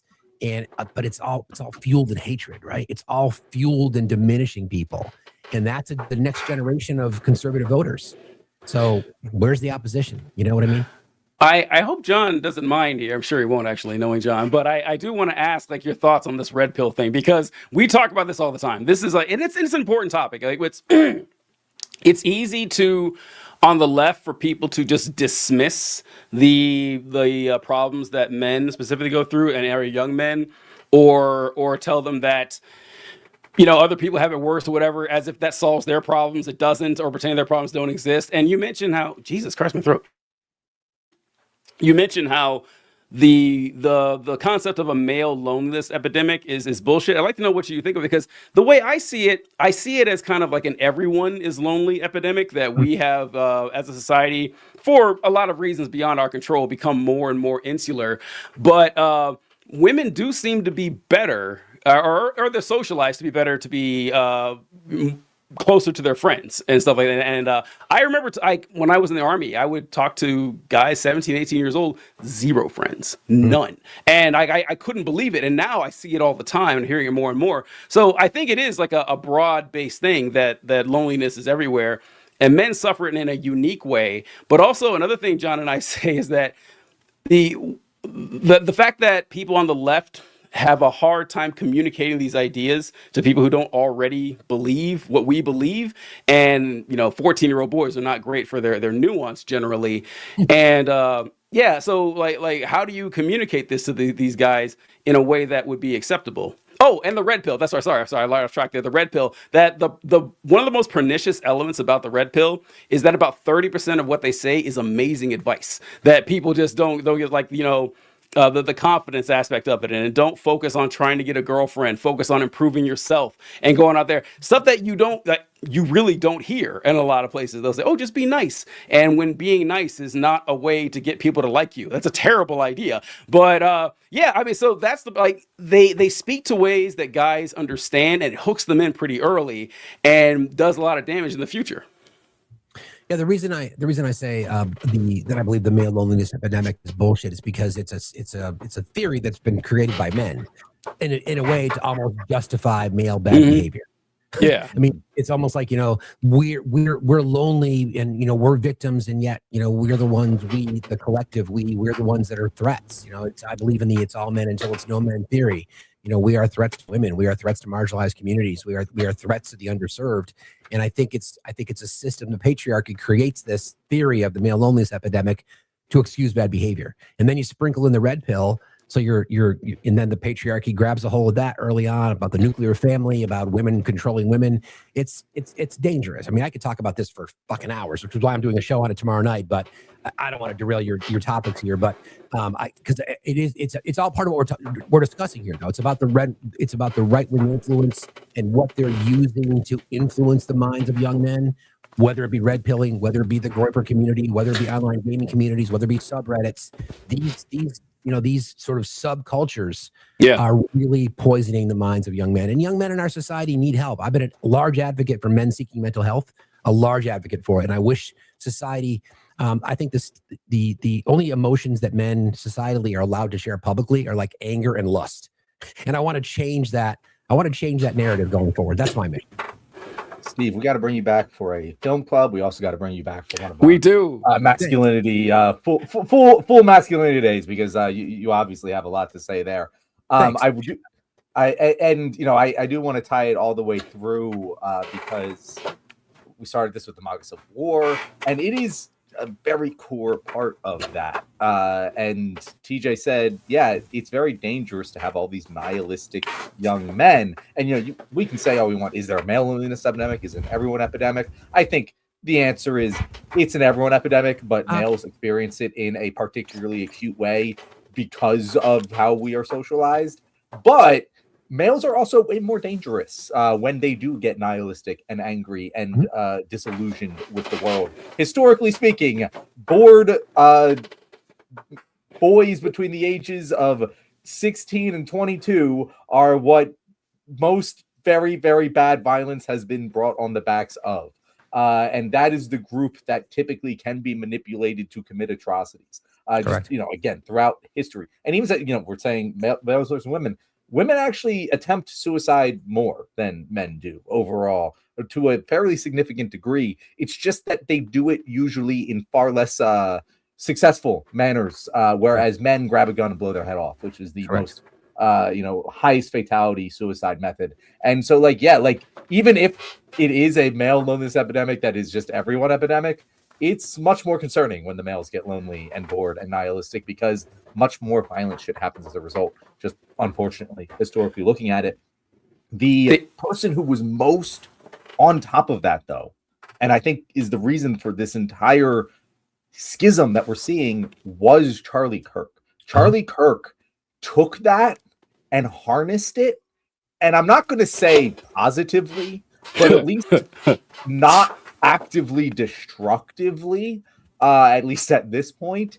And he was really the person holding, he was huge with this demographic that we're talking about. He wasn't like a Nick Fuentes, who's really just Jokerified. He wasn't like I don't even know who else is really, he had that, and it is gone now. He also had Donald Trump. He was the young propaganda guy for the Trump administration, and he just isn't here anymore. And I think that what we're seeing is this power vacuum created by his untimely departure. And we will not say anything about Charlie Kirk for fear of getting banned again. Really, really such a shame that guy terrible, is not with us anymore. Terrible shame. Certainly would never say anything else. Certainly not something that was a long time coming. We would never say something like that. But yeah, Charlie, I'll say this, that you mentioned, John, that Charlie Kirk was and it's funny because if you were to ask me about Charlie Kirk 3 years ago, I'd have made fun of him for how much of a failure he was. Because, he did his thing where he traveled around college campuses, the conservative things, like, oh, I'm a 30-year-old man, I'm going to go dunk on these 18 and 19-year-olds, like that means anything. But in the 2020 election, the youth vote for Republicans was minuscule. It was way worse than 2016. And so I said, look, his whole exercise is a failure, but God damn it, he went out on top. I can't take that from him, and I wish I could, but it is too bad. But thinking about what you said, John, that all these young men were big fans of Charlie Kirk, it's strange to think about, right? Think back to when you were 16 years old. Who did you want to be like? Did you want to be like an actor or an athlete or a politician, an artist or something? I certainly wouldn't have said one of my heroes is this fucking nerd who goes around saying that, it's important for you to get married as soon as possible and have kids and read your Bible. I was like, it's nerd shit. I can't believe these guys are winning. The one person I want to put a button on this with is a conservative media figure we have not talked about this entire time, Mr. Glenn Beck, who learned the hard way that when Trump, like everybody else, he said that Trump is a menace, he's going to destroy the Republican Party. They all said that back then, but he stuck with his guns for a couple of years. And then he put on the red MAGA hat and said, now I'm a Trump fan and everything. I just wanted to put this out here because, there's no else to shoehorn it. But had you seen, Steve, the Glenn Beck, George Washington clip? I've not. I think I have, TJ. It's been. I know what you're talking to. I don't remember it specifically. It's been a while. But Glenn Beck's been in my head for, again, I'm just a couple years older than you guys, for a long time. So his arc has been very interesting to watch, I must say. Yeah. So on his show, he had an AI George Washington that he interviewed, and there's a clip from here. And he didn't have George Washington dressed in period gear or whatever. He wasn't wearing the tri-cornered hat and the blue uniform, or whatever. He had him in a t-shirt, like showing off the guns and stuff. It's absurd, but that's not what I was thinking of. Okay. Okay. All right. Glad. Here we go. If you ever wanted to see an interview between fat ass Glenn Beck and the father of our country, you guys are in luck, because here we go. Let's see what he's got to say. George, we have programmed a lot of information and given you a lot of information. I also want to say, I didn't notice this, but very funny. He's on a first name basis with George fucking Y. Who does he think he is? Let's go. George, we have programmed a lot of information and given you a lot of information on what's going on in today's America. Based on your writings, the writings of the rest of the founders, what is it that you feel is the biggest problem, or where we should start to fix things?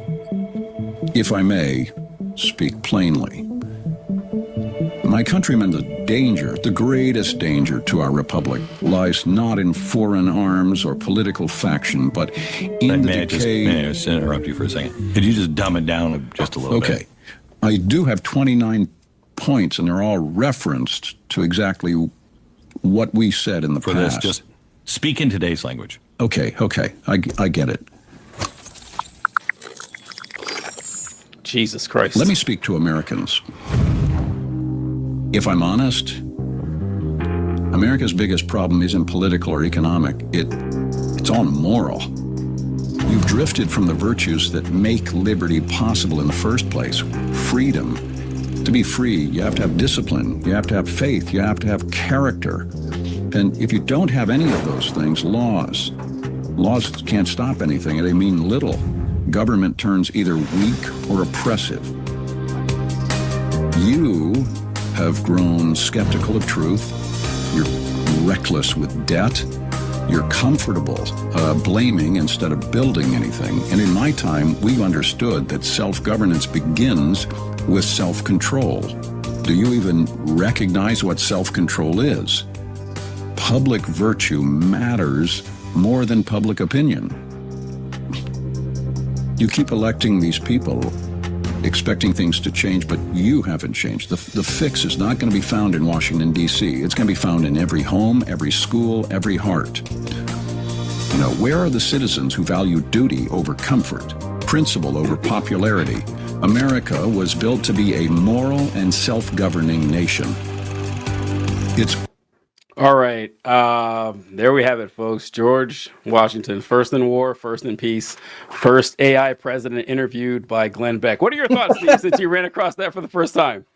I mean, that is full-on 1930s Germany propaganda, just packaged in more modern terms. Quite frankly, that's just. I mean, it's interesting that Glenn Beck would be part of that, because a lot of what George was saying, I don't think Glenn Beck would necessarily agree with. You know, so that's the weird flex there, because it is propaganda. Let's be real. Propaganda comes in positive forms and negative forms, but it is still propagandizing, trying to connect, you know, the birth of our nation with moral fracturing. That's kind of what I took from it. Like, we've lost our way morally. Yeah, we have. I agree. I just think it's interesting that Glenn Beck would be the person that did that. I would not have expected that from him. That's my biggest reaction. John? Glenn Beck is such a... He just kind of does his own thing now. He has his internal audience. He doesn't grow. He just is. Like, I'm not really concerned about anything Glenn Beck does, but I do think that little segment was a great little look into the eyes of a certain kind of, especially older conservative. I imagine Glenn Beck's audience is fairly old. For whatever reason, every like old conservative white guy is just fascinated by AI. Like, it's very weird to me how just captivated they are by this. But I imagine they fucking loved that. They love their like Americana, founding fathers and historical references and calls to integrity and moral virtue. Like that works for them. And it's very weird. I always love how every time they do this creed of, gotta like be better internally, and they're telling people to take personal responsibility so they do not have to take any personal responsibility of their own. If they can say, oh, it's about American families and their hearts and souls and their virtue, that's the real problem. Well, bro, okay, what are you going to do about that? You're just pawning off the responsibility for fixing this country onto random individuals you have never met. That doesn't sound very personal responsibility to me, but it is the ethos of that generation that, oh, well, we just have to rely on everyone else to fix themselves. And as long as everyone does that, we'll be fine. And anything other than that is tampering on our freedoms. And it doesn't fucking work. And it was kind of right when he said the government's either going to be weak or oppressive when no one gives a shit. Like that part, George nailed that shit because that's the choice we have. That was the 2024 election. Weak or oppressive? Which one do you want? I'm gonna go to comment here. Vinny says, "Go against God and find out." Vinny, yeah, if you want to go against me, sure, we'll see what happens. But all right, so with the George Washington thing, yeah, I wrote down a few notes here. Is first off, the familiar fucking tone he has with President Washington. He doesn't call him Mr. President; he calls him George, and interrupted him multiple times. Yes. I interrupted. You get the chance to sit down with George Washington and you just start punching in whenever you want to. And I do got to say, he did make a good point that, yeah, you may want to dial down the language. You're talking to conservatives here. These folks are pretty dumb. So you may want to, George Washington, I wrote in my time. I don't know why I wrote that, but the public virtue thing I wrote down too, that your personal virtue reflects your public virtue. And that it's hard to say that is something you agree with when you're a Donald Trump supporter. I don't know how anyone's gonna make any kind of family values, any type of civility or moral argument from the right in the future when Donald Trump is a mark on their record. And it did seem like just vague and platitudinous enough that I buy that it is kind of something George Washington would say. Because there's no George Washington. I don't know. I'm not shitting on. He did some. He was an effective general, but as far as politics go, yeah, he was your original centrist. George Washington. He famously left the White House saying that political parties are bad, and every hack idiot conservative that John is talking about, that loves the Revolutionary War, says, well, George Washington warned us about foreign entanglements and about establishing political parties, but everything he did was in line with what the Federalists wanted and not the anti-Federalists. So he was like, these people today, George Washington would be annoying today. That's what I'm trying to get to there. But I wanted to share that because Glenn Beck is just a funny guy. I like watching that. And the AI thing is correct, John. Like there is a certain type of person, the same people who are fascinated, who claim to be history buffs, but only care about the Civil War and World War II. Those guys are the same ones who love AI. And it actually goes pretty well into the next topic we have with the job shortage. All right, we'll go to that first. It probably will be our last topic. I don't know if we'll get to Venezuela, but unfortunately, I imagine there will be plenty more opportunities to talk about in the near to medium to long-term future. So we will go to that next topic. Yes. So there was a report, and let me just pull up our fancy schmancy graphic here. Boy. That the labor shortage that we currently are experiencing in America, according to JP Morgan Chase analysts, is a national security threat. According to their new report, 40% of adults are lacking basic digital skills. Today's skill gap is a critical national security issue, and the public and private sectors need to come together to drive solutions forward, says Tim Berry, Global Head of Corporate Responsibility and Chairman of the Mid-Atlantic region at JP Morgan. The U.S. can allocate funds, but without sufficient talent, execution will fall short. And I found this to be a very interesting way of framing the current labor problems in America, because whenever we touch this particular third rail, it sends a lot of shockwaves in very different directions depending on where you are on the political spectrum. Now, me and TJ, and I imagine Steve too, typically if we're listening to a JP Morgan analyst talk about labor, we're going to say, fuck you, you're wrong. But this is one of those situations where I'm like, this guy's kind of right. This is right. We are very much lacking in a lot of key not just labor markets, but national security industries such as AI, such as STEM, such as all nursing and teaching, as much as people don't think of those as national security. Well, you'll fucking find out if we don't have enough teachers and nurses how important that is to just making ourselves have a functioning fucking country.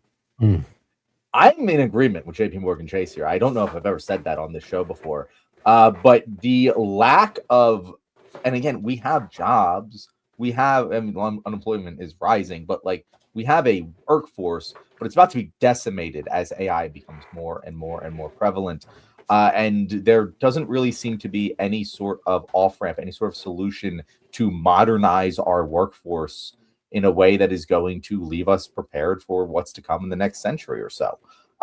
Steve, you are definitely at a different career point than I am. And coming from looking at my perspective, my generation, we just don't really believe that like owning a home is going to ever be in our future. Like it just isn't going to happen. Not all of us are lucky enough to be landlords like TJ. Oh boy. Oh boy. Wow. But like the future looks like I'm someone who's very fortunate. I was able to get a very good college education. I did not have to take on debt in order to do so. I have a very decently well-paying job, and even I'm like, oh shit, I'm not going to own a home until I'm in my late 30s probably, and I don't want to start a family until I own. And it creates all of these fucking obvious cascading issues, which must be, from my perspective, so much worse for people who aren't as fortunate as I am, and that's most people my age.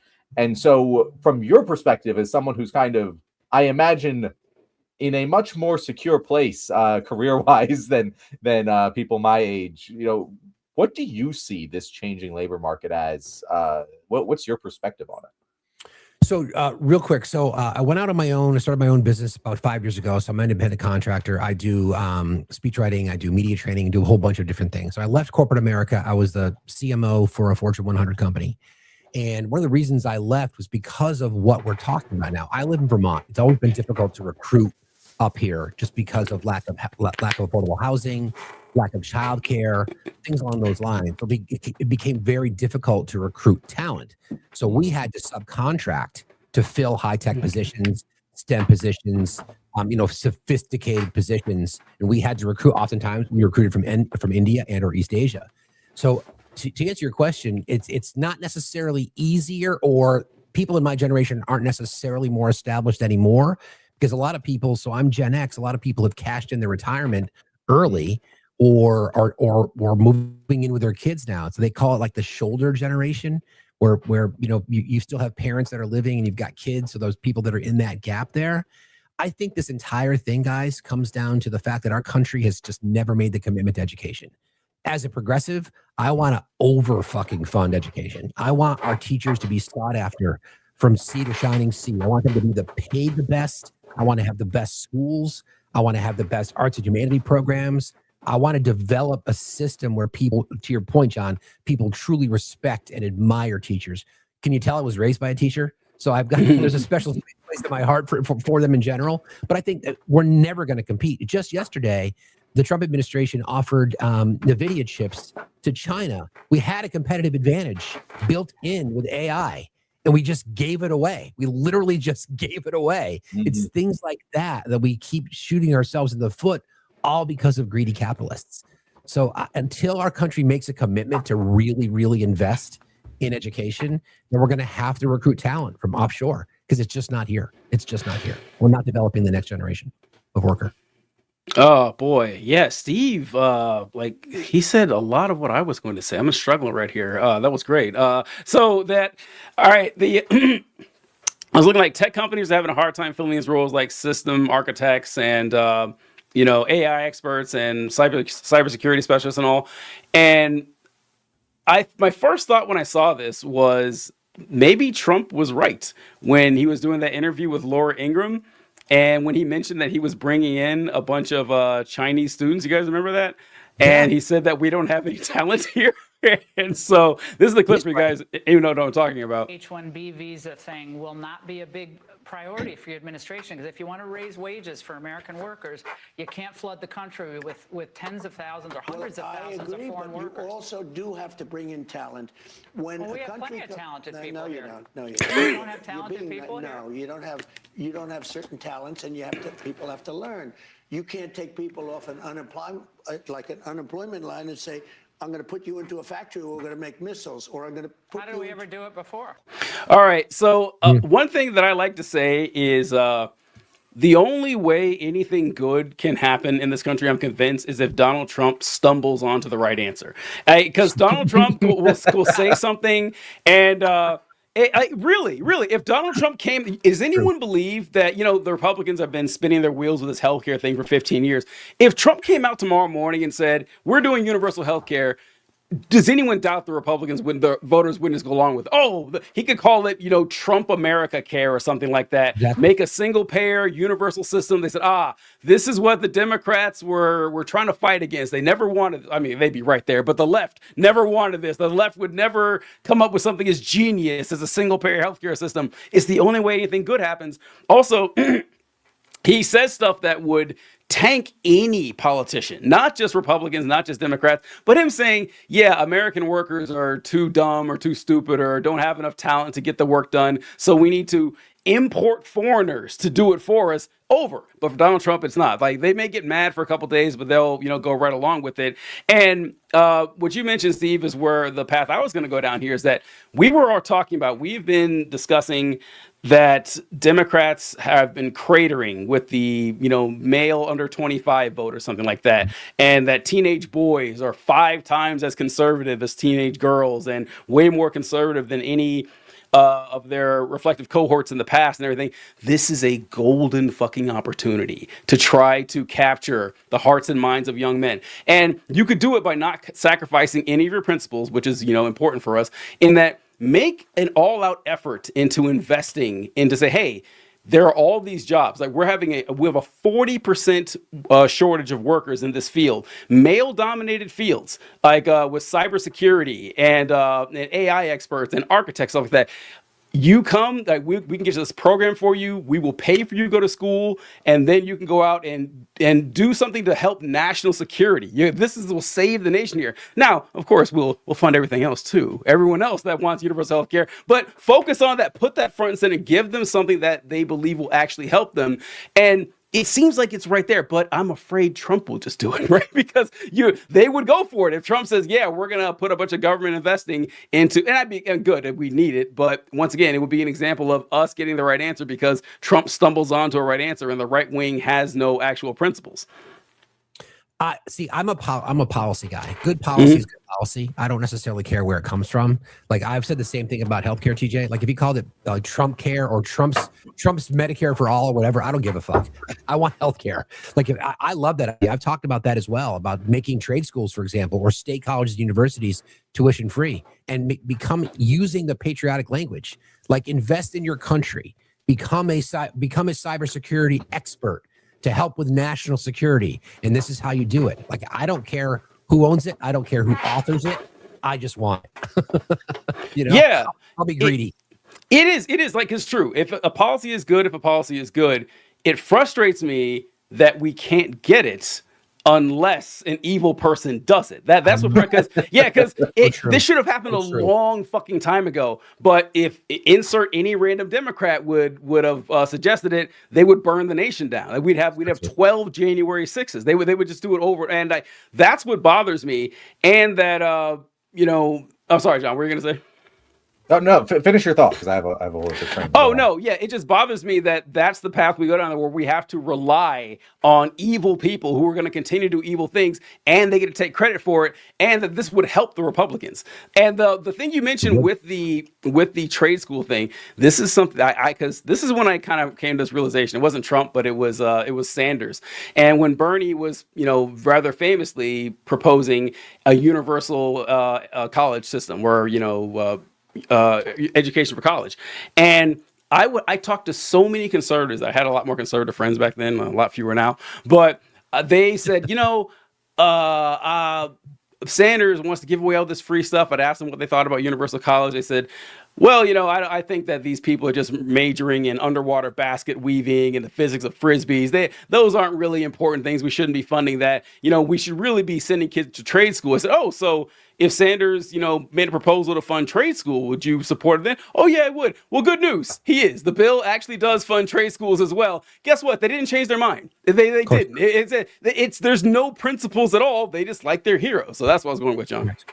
So it's very interesting because Steve, I completely agree with you that, and TJ, it should be easy to get people behind education as a motivating political goal. The problem is the people who vote and the people who are being educated are different people.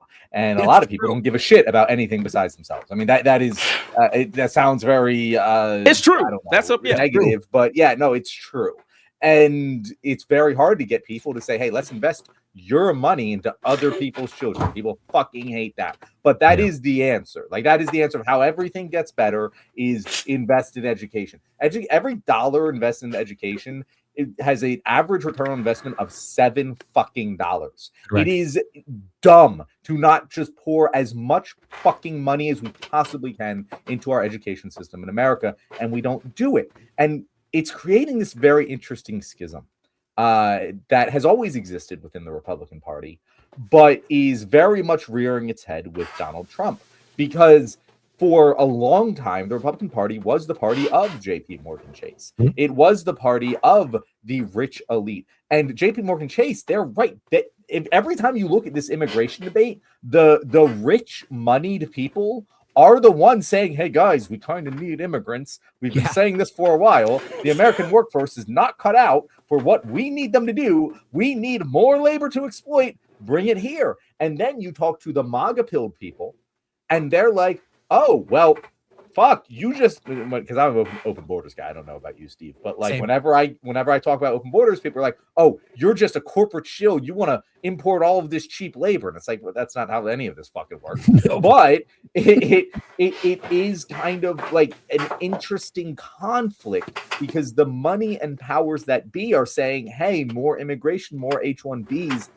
But the populists are winning this fight. Trump is making concessions to the JP Morgan Chases of the world, but the Republican Party is now dominated by the lower educated, mostly white male, middle school maturity mindset.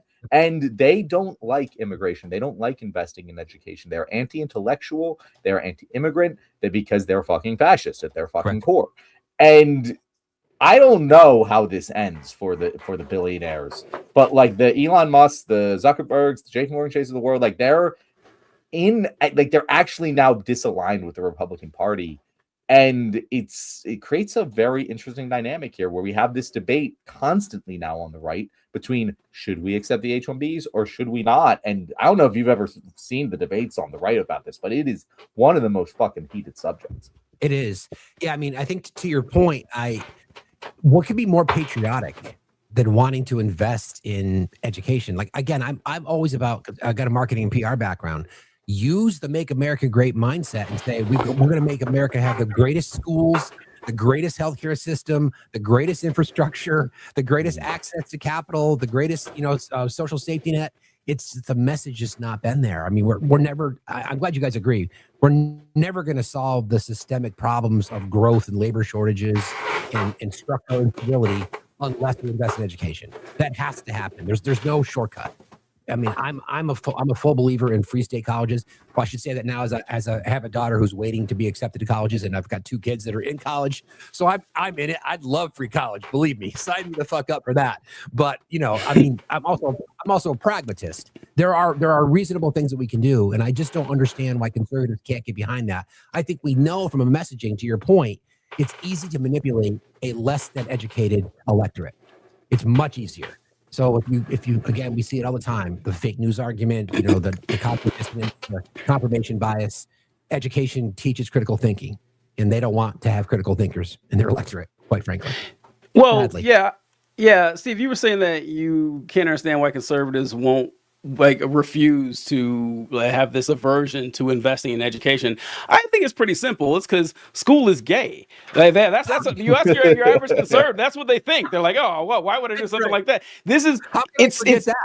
Right, I know. It's like I just TJ. I just love this. Like Steve's like, yeah, no, like I'm a career marketer. Like I understand this. I understand human psychology. And TJ's like, but have you considered that school is gay? It's gay. You know who wins that argument? School is gay. School is gay. Wins every It time. wins. This is. I mean, this is like. Listen, I have had to come to uncomfortable conclusions about humanity over the last like couple of years that I know academically that we are a reasonably intelligent mammalian species capable of amazing things, but my God, like our highs are high, but our lows are subterranean. I want to comment that got a great comment here from Conservatory of the Ozarks.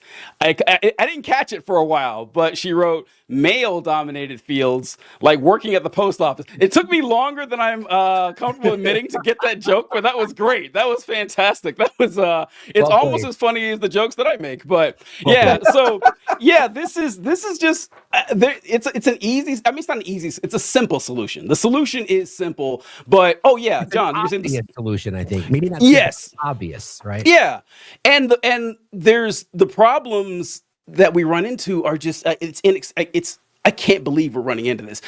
We make fun of conservatives all the time for being, dumb, for being morons, for being stupid and everything, and they get offended. They saying that we're arrogant. It's like, well, yeah, we are. We're smarter than you. Of course, we're arrogant. But then I challenge anyone, any conservative out there who hears me and thinks I'm being unfair by saying you guys are dumb. A movie came out like 20 years ago called Idiocracy, and it's simple. It's lazy to compare, the world to Idiocracy right now. Watch that fucking movie and listen to the people talk and tell me that's not exactly how your average conservative sounds when they're discussing policy. This is gay. This is retarded. You're fucking stupid. It's exactly like they sound. So I'm sorry that you guys, comport yourselves like morons and I call it out, but you're holding the rest of us back and it's not necessary. No notes. Yes. Oh, Christ. Yeah. And remember, school is gay. That's the school is gay. School is gay. I agree. That is something though. I about school. People love learning, but they hate school. That's one thing that I've said a lot. That there are parts of school people do like, but that's another conversation. I guess we have another time. We're at the end of the show now.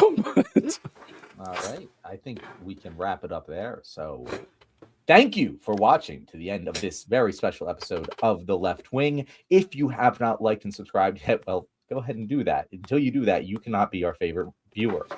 If you enjoyed our wonderful guest today, we have new guest Steve from Facts Still Matter. Steve, can you tell people where they can find you? Sure, can find me on YouTube under the same handle, also on Twitch, also on Substack, and also on TikTok. I stream live daily, Monday through Friday, 8 till noon Eastern time. And also we have special editions on topics on, we call it Facts After Dark, Friday nights at 7 o'clock Eastern time. It's been a pleasure, guys. I really appreciate you letting me do this. Thanks so much, Steve. We appreciate you coming on the show. It's been a good time. Today's episode has been brought to you by Wolfie, who just walked into the room. He's got a nice little bow tie on right now. He's happy to see you all. I'll catch you guys next time. Have a good day. Thanks, guys.